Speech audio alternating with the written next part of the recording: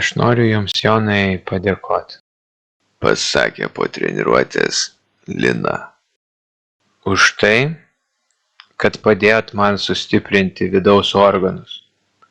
Taip, kad dabar galiu orgazmą turėti. Padėjot man šiame procese, kad visos kliūtis lengvai veikiamos tapo. Pavyzdžiui, prisimena tą kartą, kai aš su vyru susipykus buvau. Tai po pokalbio su jumis jau 2 metai jokio konflikto neturėjom. Ir esu girdėjus, kad porom sveika pyktis. Atseit po to seksas geresnis būna. Tai iš savos patirties dabar galiu pasakyti, kad gamta visai netaip veikia. Nėra buvę geresnio sekso mano santykiuose negu dabar.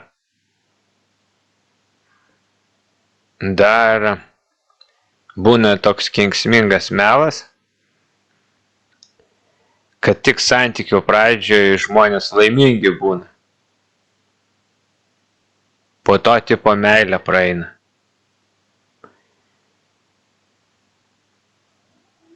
Tai totali nesąmonė. Nebuvo pas mus laimingesnio etapo santykiuose negu dabar. Niekada nėra buvę artimesnio ryšio su mano vyru negu šiuo laikotarpiu. Mes jau 6 metai kartu. Stiprios įžvalgos pasislina. Matau, kad jums santykiai svarbu.